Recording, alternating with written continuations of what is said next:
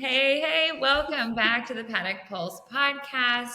Leah and I have with us today Hallie Hardy. Hallie is the executive director of Horse Country, and we just want to get in behind the scenes of horse country and can get you behind the scenes of the horse business, because that's what we do here on the Paddock Pulse podcast. It's all about getting you into the paddock, onto the farms, and learning more about thoroughbred horse racing industry. So welcome, Hallie. Thank you guys for having me. I'm so excited. I've been really enjoying listening to each of these episodes, so now I feel like very honored to be joining you.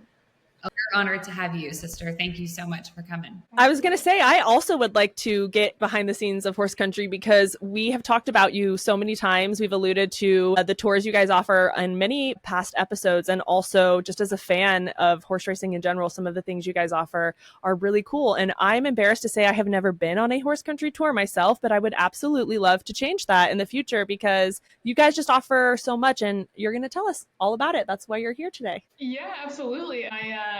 It's when you work in the business, right? Sometimes it's like, you're on a farm every day, but to remind yourself how special it is where we work and to join in on a tour when you have people who maybe don't know a lot about horse racing and hear the questions they ask. And, we talk internally all the time of like, even when you say grade one, like this stallion is a grade one winner. And a lot of people are like, wait, what does that mean? So it is an exciting thing to be a part of, like welcome people in. Learn more about our sport, whether they are a fan and they know exactly who they want to see, or they're just coming through Kentucky and pass by our beautiful farms and want to visit one. So it is, you'd be welcome anytime. Both of you, anytime you want to come out on tour, just let me know. I'll get you out and about.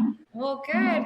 Listen, we will take you up on that for sure. And let's just go back into the basics and tell us about Horse Country. Talk to us. You said the 10-year anniversary is coming up in October. That is wild. Yeah. Feels like yesterday to me, and we are getting older. Anyway, so give us a little bit about the back history and the evolution of Horse Country, where we are now. Yeah, for sure. So, officially on the week of Breeders' Cup leading into October 31st will be Horse Country's 10-year anniversary. It's amazing how things sometimes come together, and I think Horse Country's origin story is one of those examples. You all may remember, I don't know that many of your listeners would, but when the Jockey Club commissioned McKinsey & Company to do a report kind of on the health of our fan development, if you will, like 2011, I think is when they reported out at the Jockey Club Roundtable. And, the results, what they shared with us were pretty scary. Like we weren't doing enough as an industry to develop fans. And of course, the Jockey Club went down the route of America's Best Racing and trying to invest in that space. Many racetracks thought about what they're offering on track.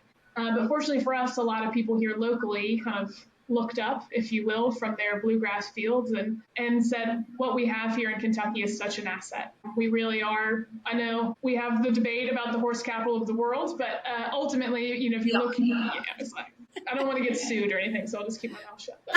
But, we love Ocala. Ocala is incredibly important to our industry as well. But what we have here in the bluegrass is just so unique. Right? Because we said at the beginning, sometimes in the industry, we get a little numb to how incredible it is here in Central Kentucky. So I think a lot of people locally in our industry were thinking, how can we play a part in changing this dynamic of losing fans and not developing fans. And I think a lot of farms before Horse Country came around were doing a version of a tour experience. You and I were at WinStar. I was the college intern. If you looked really hard in the fine print on the website at WinStar, you could come for a free tour Monday, Wednesdays, and Fridays at 1 p.m. But it was really vague, and it wasn't like really an invitation. I think we were all kind of like, I hope nobody sees this.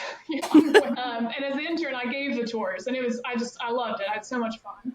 But ultimately, I think a lot of farms are doing a version of that, but it wasn't really professional. We weren't utilizing it and like really leveraging the opportunity to welcome people onto the farms. So it was really in the mix of all of that Horse Country started coming together, the idea. And we always speak lovingly about what we call our mule team, if you will, pull in the Horse Country wagon. That was Price and Heathley Bell out at Millridge Farm, and then Brutus Clay and Luke Fallon.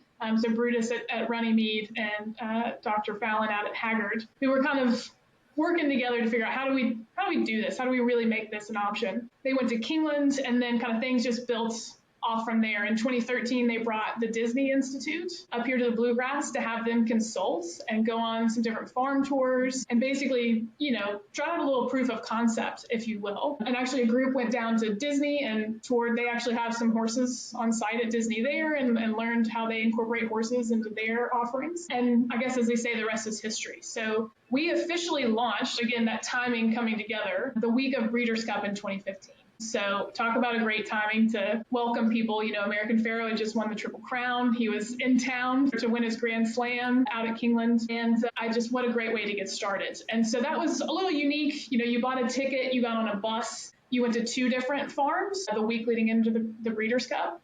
But then, of course, American Pharoah retired to Ashford at the end of that year. I guess that's really when you say the rest is history. So that's what we'll be attempting to celebrate this October with some unique events and fun things on. But what's been amazing to see is just like the evolution of, if somebody calls, we'll figure out how to take care of them to in a true investment, not only in what it means to a farm to welcome somebody on, but that fan and welcome them through, the gates, giving them an incredible experience. And what we're trying to kind of figure out now is how do we continue to communicate with that fan? Yeah. We know the feedback's great. How do we keep them interested and invested in our sport outside of just a great experience? So it's been quite a journey, but I think it all started with the concept of fan development and appreciation of the incredible asset we have here in the Bluegrass, here in Central Kentucky, and primarily the horse, right? And the incredible people we have working on our farms. And so we're just trying to continue to grow and share. I haven't met a person in horse country who doesn't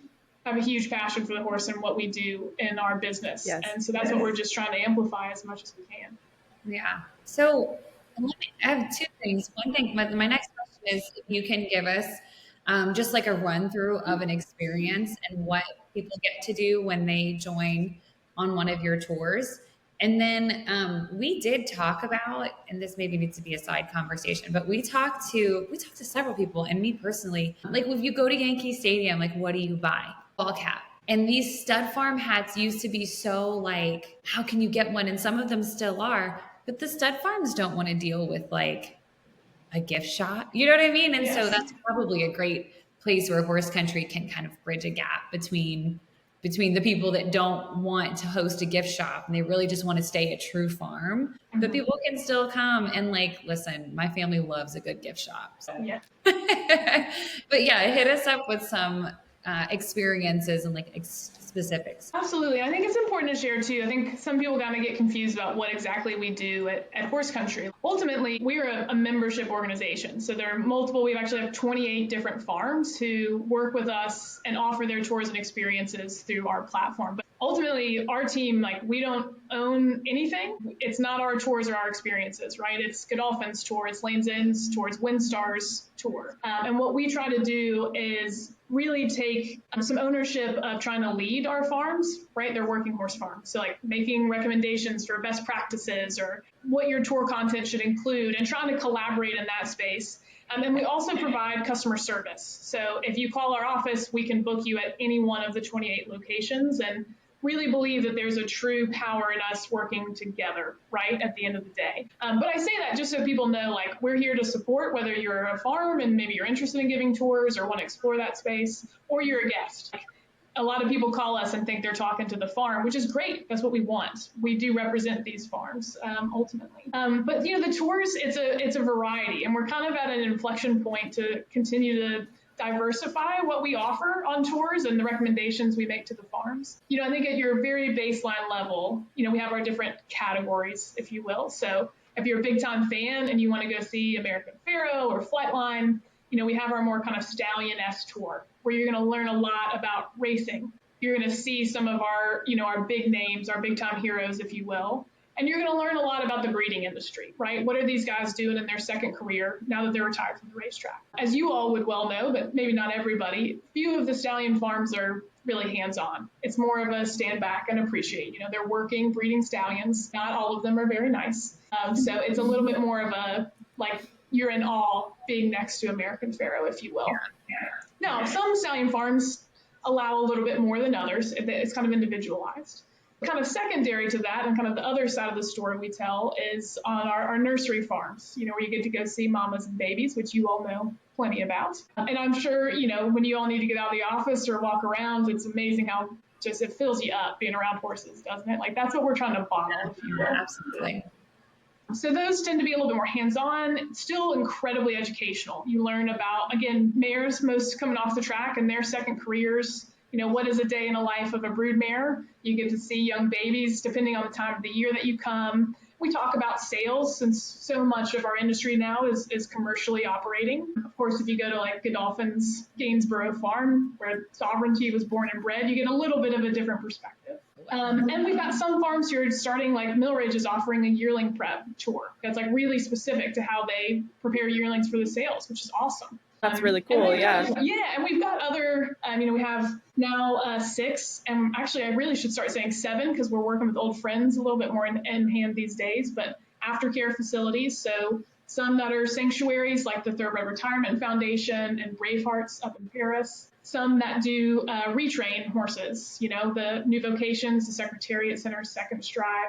And that's such an important part of our story. Nobody really gets to see what happens to these horses when they come off the racetrack, but you can go see that. You can engage with it. You can hear about the investment our industry has made in that space. And then we also have Haggard and we have hallway feeds, which are unique. The veterinary clinic, I think, makes a little bit more sense, but hallway gives a phenomenal tour and just gives you such perspective on everything that happens kind of from start to bottom, not only in horse racing, but, they feed all kinds of different horses, right? And the, competitive space. And then, of course, we have Kingland, who works hand in hand with us, too. So you get to see kind of a nice, what do we say, foaling to forever, if you will, every aspect of the horse. And so we try to do our best to set people up for success. Like if you want to touch a horse, you want to get up close, here's some options. If you want to see our champions, here's some options. And really try to help customers on that journey, if you will. That is so cool. So people would just call you and kind of tell you what they hope to experience. You can plug them in. I love that. Yeah. Cool. That's so cool. Do you work with any other tracks? So not directly yet. We've had some great conversations with Churchill. They work with the Derby Museum for all of their tours and experiences. So we're constantly learning in that space. Of course, Windstar Farm, they have their private training facility. Kenny McPeak's joined. And while the time of the day you go, you don't really get training involved, you hear that side of the story, if you will. But it's so different for us. I think of like, if we were in England or Ireland, where you've got kind of private training facilities that are a little bit easier to access. I know Kingland is open to anybody, but, trying to get trainers to join in, that's definitely on the list, if you will, to make sure we do better in that space. Yeah. And you asked about merchandise. Like, I think some farms have really kind of invested. I don't know if you all have been out to Spendthrift lately. They have an incredible visitor center. Everybody's a little different. There's definitely an area for us to grow. And I wish I had a couple $1 million because I'd buy something for American Pharoah today if I did. I think it might cost you a little more than $1 million.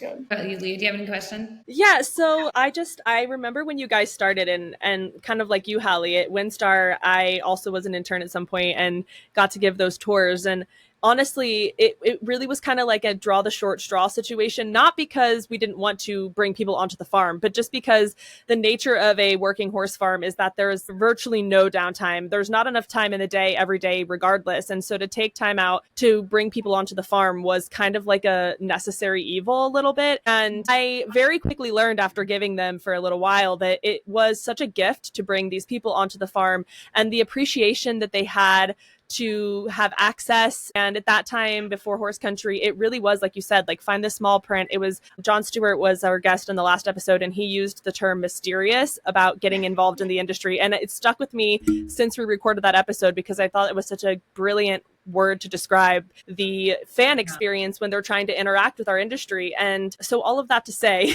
I know that what you guys are doing is a really huge undertaking, but I'm so encouraged to see so many farms and organizations really embrace you guys. Do you have, like, when you are bringing people in and discussing with them, like you said, they can call into the customer service center, or you guys also have a really great website, which we're going to link to so that people can go online and see there.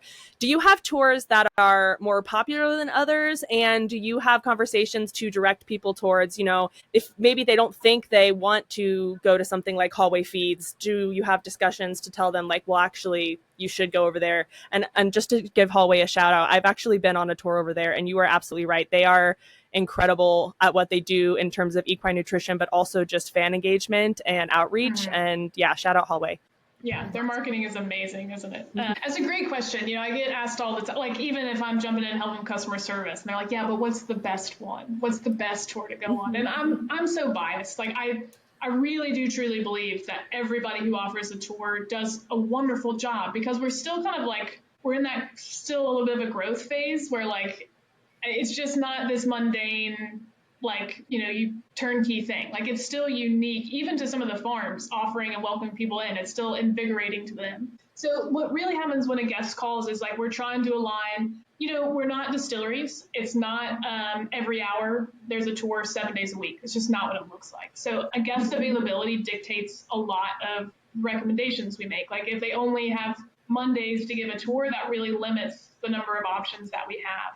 And then from there, we go into trying to get out of this. What do you want to learn? And we have some tours that are like the Millridge tour is a wonderful like entry level, because it's, takes things down to basics. They let you get really hands-on. They have stallions. You see their mares and foals. They talk about, yearling prep and what those yearlings, they're going to go on to be athletes. So it's kind of a great entry level. And of course, Kingland is right there. So if you wanted to do more than one, what a great way to spend your morning, really, ultimately. So, those are kind of things we try. That's just one example of kind of how we try to piece things together for guests. But I think we are at a point where we're trying to, we did a kind of some brainstorming in May, and we've always had great support and representation from the Bourbon Trail on our board. And we had Eric Gregory, who runs the Kentucky Distillers Association, which the Bourbon Trail is a marketing effort of the KDA. Sorry, it's really boring. Sorry, I didn't go into detail.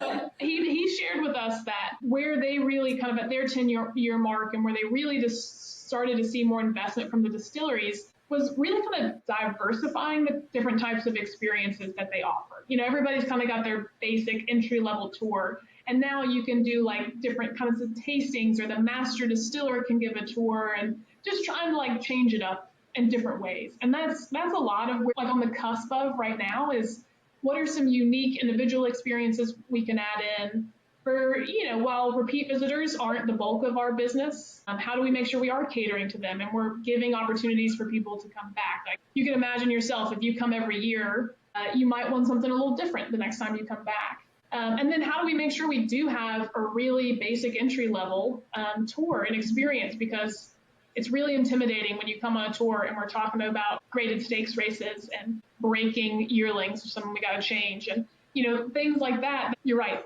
There is like a level of sexiness to the mysterious horse racing world. We want to leverage that, but also we want to be as welcoming and inclusive and accessible as we possibly can. So trying to again, I think that's an area where we are with our members, is challenging them to think through, okay, how do we have some different levels? And to your point, I remember I used to work at Godolphin, and I would sign up to give a tour, and that day I'd be in the middle of a project, and all of a sudden, gotta go, and I'd be like, I don't want to go do this. And then, 2 hours later, I am just over the moon. I've had such a great time connecting with these people, being out on the farm. So that's a little bit of our evolution too. Like, how do we make this a little bit more sustainable for the farms, and give it some opportunity for scale too? So we're not just always doing the bare minimum, growing and doing more. But I think those two elements are kind of where we are in our timeline coming on 10 years, is how do we really start to think about these experiences past just we're checking the box?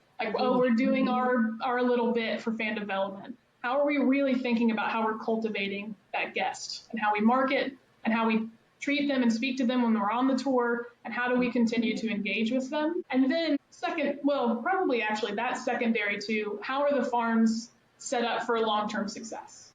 Whether it's staffing, whether it's a little bit of better infrastructure, having bathrooms for guests, small things like that, where we can really scale at the end of the day. We're not, like I said, we're not distilleries. We're not ever going to be open 24/7. That's not how it works. We're working horse farms, and we want to capture that always. But there are ways for us to continue to grow at the same time.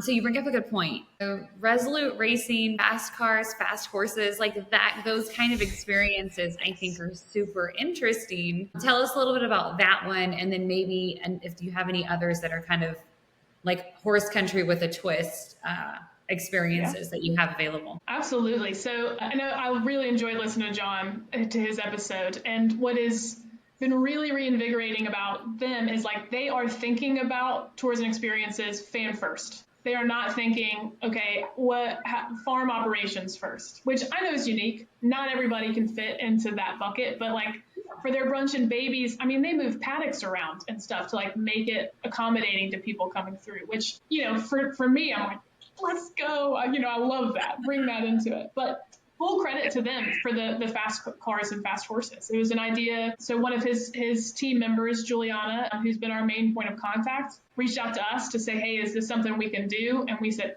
absolutely. Like, let's get it live. So we kind of helped with the logistics on the back end and putting things together.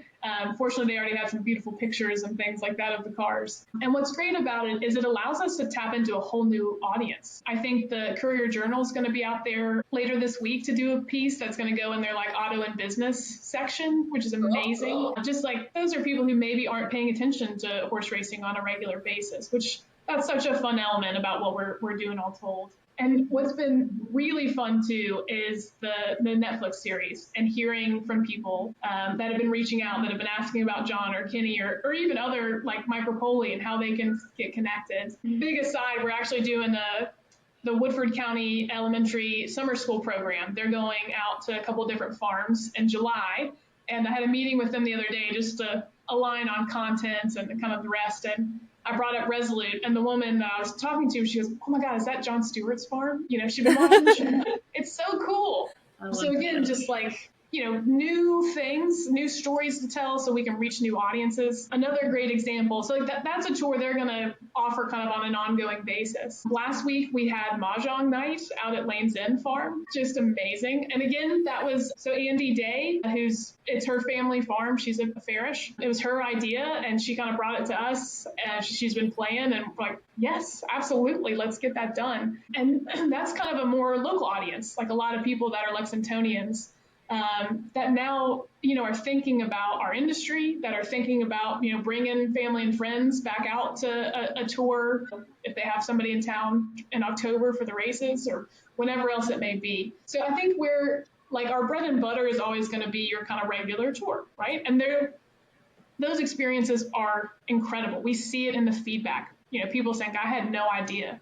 You know, the care for the horses, the passion for the horses, all that goes on behind the scenes. But we're just trying to kind of continue to evolve on what are some ways that we can continue to like broaden our reach. And so I think we've already announced another Mahjong night in July. So sign up quickly, you know, before it sells out. But like the fast cars and fast horses, like what are just some fun, unique things that can engage a little bit of a different audience while still allowing us to show our incredible horses, our incredible farmland. And honestly, I think sometimes we forget too that, like, you know, I love horses and I've been lucky to be around them a lot in my life. But if you haven't been around horses before, it's pretty intimidating. And the value that the people in our industry bring to the table to like essentially translate, be an ambassador for the horse of like, hey, it's okay. You know, come up and, you know, pet shoulder here or keep your hand flat while you're feeding the carrot. And you're like changing lives, you know, for people who've never been around horses before. I love that. So yeah, it's a fun element. I think we barely scratched the surface for kind of unique, you know, one-off events, but also kind of ongoing, like the fast cars and fast horses example. I think you'll continue to see a lot to come in that space as we move forward. Now I've seen you at Keeneland, for example, with all the fifth graders. You come out and you help, you know, there's a day where Keeneland hosts every fifth grader in the Fayette County area. It's a week. It's a week. We went for one day. Anyway, and there's just a massive education happening. Yeah. So you said you're doing the Woodford County Summer School. What are some other things that you guys are doing in that really more of just education, not just not necessarily entertainment education, but in the specific education space? Yeah. Well, you were very close to saying one of my favorite words, edutainment. You know, let's combo the both. And that's so, I mean, that's so much what we do in horse country. Love like, you. Yeah, thank you. Yeah. Yeah, listen, it's not part of our, kind of bottom line, or our overall mission is to connect people to the horse, connect guests to the horse land and people of our equine industry here in Kentucky. But I feel really passionately and strongly about those educational opportunities. And so, Amplify Horse Racing is a huge partner for us in that space. They actually co-share an office with us on a weekly basis, so it's great for us to connect and stay involved. And Anissa's and her team are helping with some of the content for that Woodford County group. It's kindergarten through fourth graders, which is not our normal tour audience. So, we're trying to adjust and make recommendations. I mean, you could imagine if 30 kindergartners showed up on your farm. I can only imagine that, yes, your all's reactions there. So we're trying to kind of help and lead and provide recommendations. So that's just one example. And we're at a point right now where it's a lot of like, as requests come to us, we handle, which we're really wanting to evolve away from. We want to be able to like reach out to classrooms and say, hey, you can go on a horse farm for a field trip. So those are things we're trying to get a little bit more in place, work with Amplify on that, work with Kingland and their kids club and how we communicate and provide opportunities there. But, the state FFA convention happens in downtown Lexington every June. Their national convention has been in Indianapolis. It actually happens usually on Breeders' Cup weekend, which isn't always the most ideal, but for those who are still like around and available, we always try to help facilitate those tours and experiences. So, there are kind of a couple elements there is like, where can we go and be engaged? How can we prep our farms to like have a bunch of kindergartners? But even if it's high schoolers, like you don't just need to give them a regular tour, tell them about job opportunities and economic development. And my thought is, especially for our local audience, I want every Kentuckian that comes on a horse country tour or experience to leave being really proud of being from the horse capital of the world. Like that has to be something we instill. And it's not something we have proactively done as an industry for years. Those are elements we're trying to change a little bit. And then just like, how do we, those accessibility factors, like how do we let people know that it is an opportunity? So we, if we can be as well prepared to welcome them at a farm, but if they're not coming, it doesn't really matter. So making sure we're doing that marketing and outreach as well. And we've got great partners. I think the main key there too is it's not just us. Like if we don't have our member farms engaged, horse country doesn't exist. Yeah. We can't really work with educational groups if we're not also working with Amplify, with our partners at UK and some of the other local universities. So it really is like it's everybody putting in their little piece of the pie, if you will. Kind of on that vein, Hallie, do you have numbers or do you guys keep statistics or things like that for the amount of visitors you have, and not even necessarily down into the nitty gritty of the economic impact, although as we have discussed, Leah and I love a number, but even just the amount of people who are coming onto your tours and coming into the area that you're, interacting with on a yearly basis? Yeah. So in last year, we had just under 43,000 visitors, which was about a 13% increase. And really, if you take 2020 out, like we've been on this growth pattern, which is awesome. And what's really great about that, like if we look in the grand scheme of things, like I want that to be 250,000. I mean, the Bourbon Trail is 2.7 million. Like we've got room to grow. But what's really amazing is what backs right up behind that is the feedback and the scoring and data we have from our feedbacks. We use a metric called the Net Promoter Score, which is pretty common nowadays for brands to use. So if you've ever stayed at a hotel or, I don't know, you bought a t-shirt at a shop, you'll get an email that says, how likely are you to recommend, insert brand name, to family and friends? And it's on a scale of 0 to 10. And basically what the data science says, is that if somebody leaves you a 9 or a 10, they're likely to re-engage with your brand and be an advocate for you. So that's a metric we've used for a long period of time. Our average across all of our members, I should say too, so it's a scale of negative 100 to 100 is the scale. Our average in terms of a guest rating the individual brands, like the farm names, is 91. Which is insane. Like if you look at other popular brands, they are nowhere near that. And then what we started doing in 2023, we also asked a question pre-experience, like while you were checking out buying your ticket, and then after your experience, we asked how likely you were to recommend horse racing to family or friends. And that number going into an experience was like 30. and coming out of the experience was closer to 70. So wow. That gave me chills. Yeah, exactly. I mean, that is why we are here. That is our purpose, is, to be able to build that ultimate fan development, and changing perceptions. And of course, I think a piece of what we're trying to do in horse country in terms of how we speak to our members in the industry is, again, I guess using the distilleries as an example, right? You go on a tour, you're probably going to buy a bottle of bourbon when you leave, and you might buy another bottle when you get back home from your local liquor store.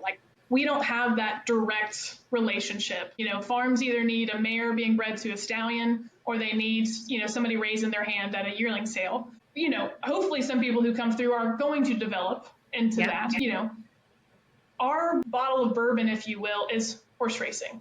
That is the product that we're trying to sell to people. And of course, other equestrian sports as well. We've got other disciplines that are involved in horse country, and that's important. But really, our roots are in thoroughbreds and are in horse racing. So we want people leaving feeling better about our product, because we have an incredible product to be offering to people, and we want them to know that. And then we want to be able to tell them how they continue to engage. So while it's been awesome that we've been growing our guest numbers, and that's a trend we hope to stay on, what we are really proud of is the quality of experience that and there are a lot of talks about having a national marketing campaign for horse racing, and I'm not necessarily against that, but I think it's, you could spend $15 million and maybe move the needle this much. I think being able to offer quality experiences to people, whether that's on a farm and then continuing a conversation with them, or even probably more importantly at the racetrack, that is true impact. That is quality over quantity. And I think that's what we're doing every day in horse country. And I know I'm biased, but I do truly believe in that. No, I agree. And when we talked to Anise at Amplify, it was every track needs to have an Amplify arm, educating summer school options, summer camps options. I think we need some of those games, those horse racing games in the kids, the mini casinos. What do you call this? Arcades? The mini casinos. That was awesome. That's what arcades are. They are mini casinos. Yeah. Listen, you're not wrong. You're not wrong. I love that. And I guess I should say, as a backup to all that too, so 43,000 was we were just under that, but we track how many free and educational tours we do. About 8,000 of those were educational guests as well. So that's an important metric we track too. So great, I'm sharing that as well. Absolutely. But that's great. Mini casinos, I love that. We need some mini casino games. So nobody's giving me money to work on advertising. That's clear. So tell me, what would be your advice to farms, racetracks, trainers, that we can do? What can we do to help horse country and just the concept in general of inviting and opening up? What a great question that has, I think, a multi-pronged answer. I think, I don't even take my horse country hat off for a second. I think as industry participants, I think we all need to realize the role and responsibility we have for fan development, very much so, and how you speak to people if they ask questions. I think that's been a beautiful thing that Light Up has really tried to better prepare us as individuals to do. Now, I say that, I know we all are really busy people. My goodness, I can appreciate that. So being aware of things like horse country, of things like Amplify and Light Up that need not only funding, but need engagement. These farms that are our members, they could write me a $100,000 check every year, and it wouldn't matter if they're not offering tours and experiences. That has to be a level of engagement as well. So to the greater industry, I say take some responsibility for that fan development element. Now, I also think that offering tours and experiences at your farms, it's an investment. It takes time. It comes with challenges. I think ultimately, if it's an area that you want to explore, give me a call. Let's talk about how we work on that, how we can support you, to get that accomplished. But the farms that I have seen that have had the most success have had engagement, leadership from the top down. Have said, using Millridge as an example, have said, this is important to us. We're going to spend time and energy on this. We're going to make sure we have a team that can, have multiple part-time tour guides who are part of their team, eat and breathe Millridge Farm. And, they're able to compensate them based on the number of people they have coming through. Now, not everybody can be Millridge. Totally understand that. But thinking through, you can't just offer a tour once a month and expect it to build and be successful in the long term. So if it is an area that you're interested, come, let's talk about how we can do it successfully in the long term. Because anybody who wants to join us, we're all ears. We're also on the cusp of a couple of different things and looking at some sponsorship modeling. Because again, I don't own anything. It's so weird not actually working, like when it comes to these educational groups, like I know exactly what I would do if I was still at Godolphin, but I'm not. I don't work there anymore. So, that's always a little bit of a challenge. And it's the same when we talk about, racing as our bottle of bourbon. I don't run a racetrack. I own a hare on a racehorse, but that's the extent of what I have to offer. So we're looking to partner with entities within our industry that are interested in connecting people to the sport. So, like conceptually, like in my racehorse, I think a lot of people who come through our gates to come on our tours would be interested in a micro share in a horse. And they have actually given us some sponsorship dollars before, and I'm excited to circle back with them soon. But other syndicates or some of our ADW companies or our racetracks that want to help us connect that guest who's come, told us they had a great time, told us in their feedback that they're interested in re-engaging with our industry, help us do that. Help us get that person on that path. But we also have a C3 fund at the Bluegrass Community Foundation that started during COVID. So if there's some out there who maybe aren't really at a spot where they want to offer tours and experiences, but they want to be able to support us, you can make a donation to that C3 fund that helps us with, when we host tours with Amplify. We hosted a 4-H group around the Breeders' Cup in the November sale last year. That was great, but takes a lot of time and energy. So supporting those kinds of efforts, supporting our community event, Meet the Neighbors, which we hosted a couple weekends ago, which were free tours for the local community. So that's another avenue for people in this industry to engage. And I do ultimately think like having some knowledge about these important initiatives that are happening, being able to speak to them and help us. Communication is so key, isn't it? And people knowing what it is that we do. And what services we're providing. So being able to have this conversation with you guys to share with your audience that you can come on a tour and have an incredible experience. But then even just you all knowing a little bit more about what we do in horse country. I know you all have been great advocates for us, but I think that's really key. Being, I guess, essentially like an educated participant, if you will. Yes. Yeah. Hallie, thank you so much, girl. Leah, do you want to round us out with our last question?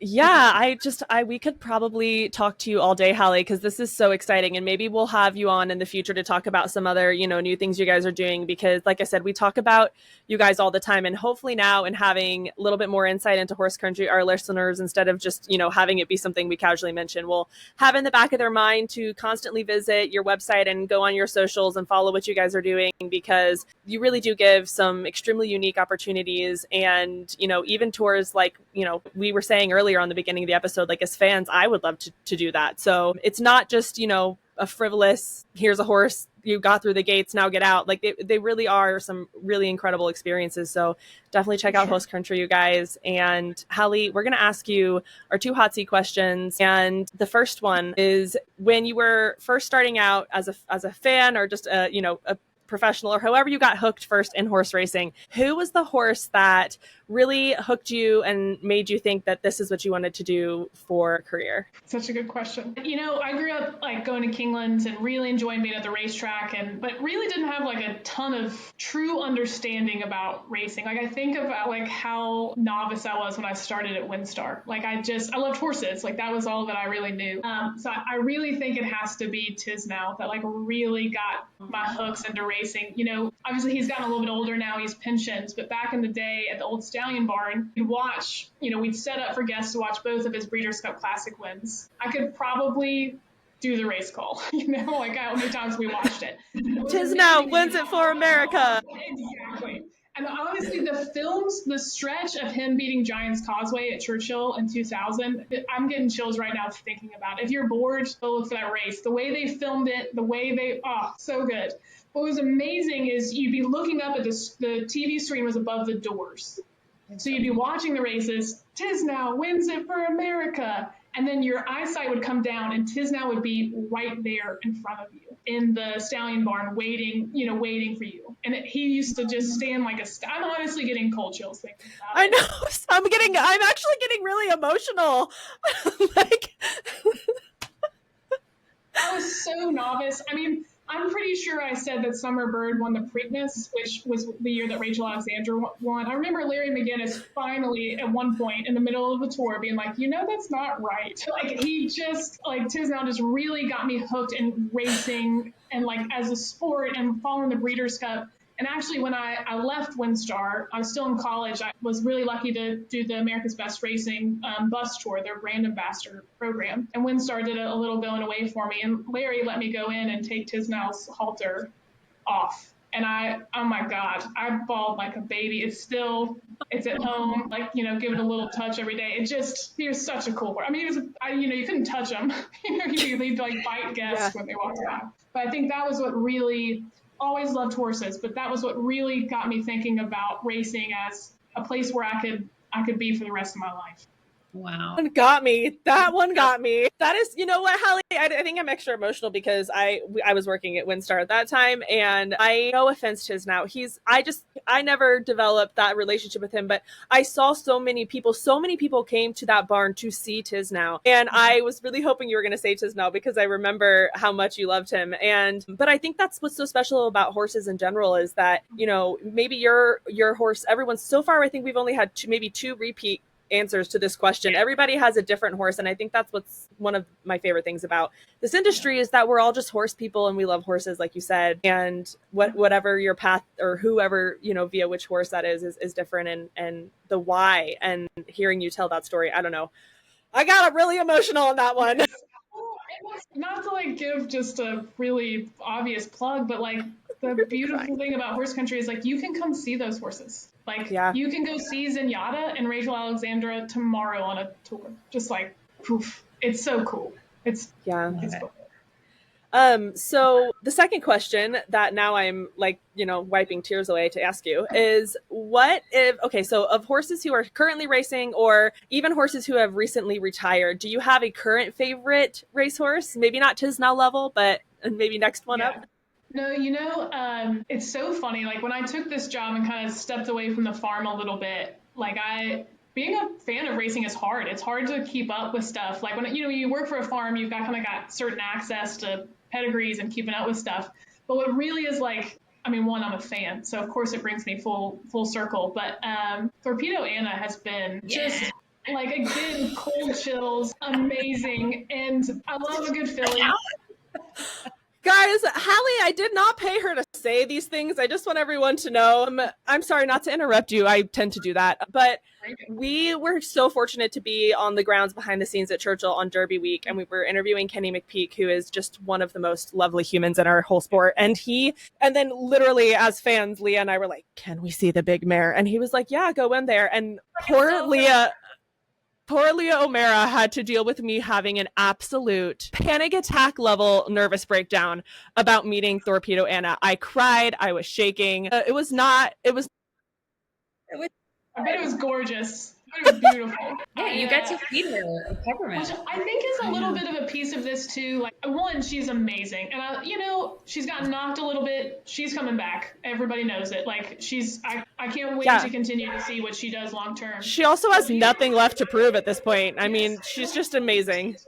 And she's a sweetheart too. So she was at Magdalena for most of November and December, and so that was a huge boost for horse country because tons of people were coming to see her. But another thing that's behind that is, earlier talking about everybody, we all have some sort of responsibility for fan development.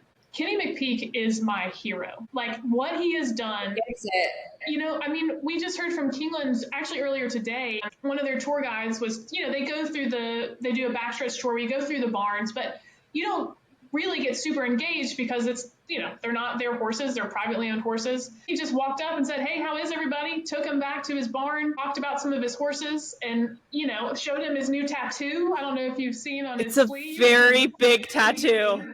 It looks great, Kenny. It looks great. It does.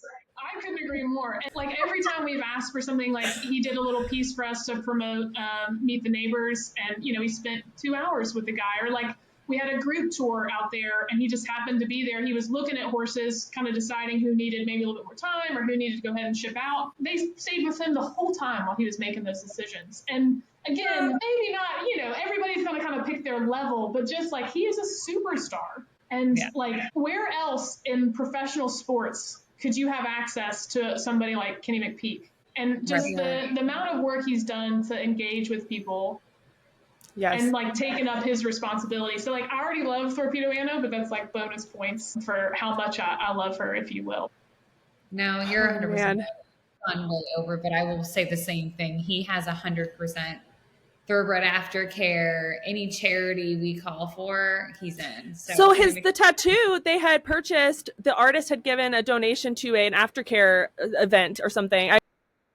Somebody interviewed him the other day, and that's where he even got the artist access. So really, we need to have Kenny on because he really is such an incredible ambassador for our sport. He's a wonderful person. He's a wonderful horseman. And also now I'm forever indebted to him because he let me feed Torpedo Anna a peppermint. So Kenny, we're coming for you.